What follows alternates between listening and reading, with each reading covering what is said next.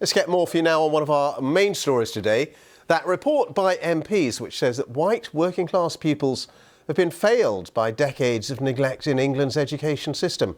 The Education Select Committee has accused the government of a lack of targeted support for disadvantaged white pupils. And it's also criticised the use of the term white privilege in education. Well, let's talk a bit more about this report with the Conservative MP for Mansfield, Ben Bradley.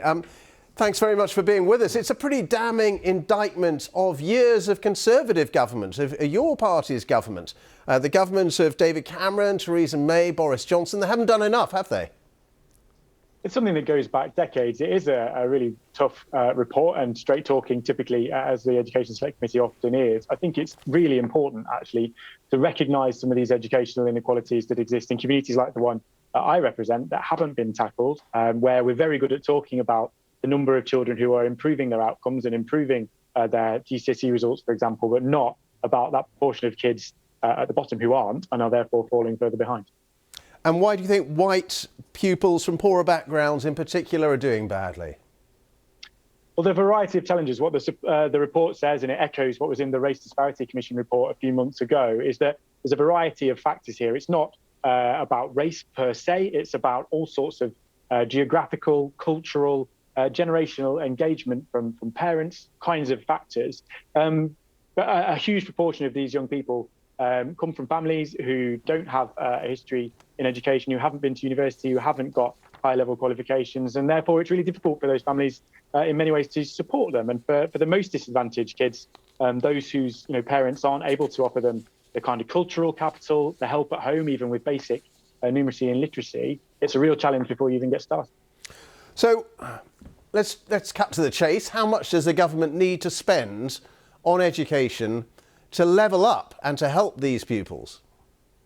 Well, I don't think it's right to say let's put X figure on it. I think the key point is, as we get to levelling up white paper coming this autumn, that education skills is a huge part of what that looks like in terms of the future. If you want to make a long-term impact, not just about building nice buildings, it's about how we improve skills and employability for the most disadvantaged people. I think we're doing some of that around the skills bill and how we're focusing more on further and technical education through the DfE at the minute. But certainly, in my view, there needs to be a lot more done around those kind of more personal experiences, supporting families to be able to help their children to learn and engage with school, more extracurricular activities, work, things like youth work that support people to develop as people, as well as just the academic side of it. And sometimes I think that that's what's missing.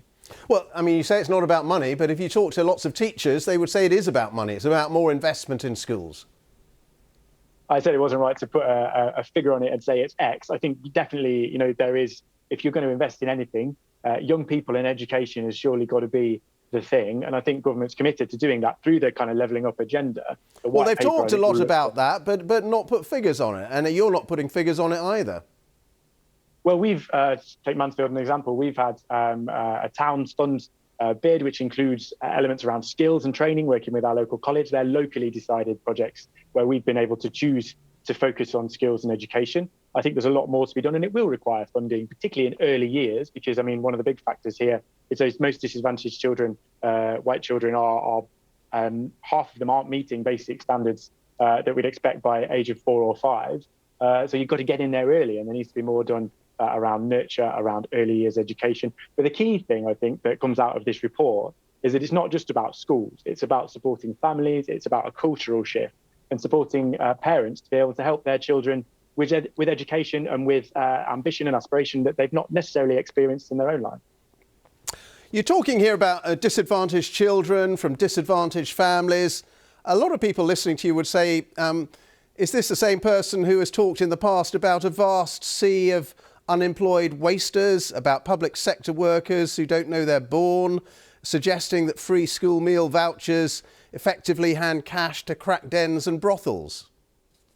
But look, for those who want to pay attention to what I actually say and work on in Parliament, they'll recognise this is something I've been talking about and pushing for an awfully long time. I'm thrilled that this has come to the Select Committee and is being taken seriously, because it hasn't been for many decades. This is the work that I'm doing. And if you want to take many years of working and pushing this agenda and throw it out the window because of a couple of daft tweets, I think that's an error.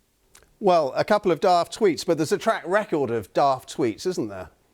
if you want to go back to when I was a teenager, I think you can choose to do that. Personally, I would like to focus on what comes out of this report, the recommendations that are really important to our levelling up agenda, that are really important to supporting young people. And as I say, particularly those at the bottom of that academic outcome agenda, those who are struggling most to fulfil their potential.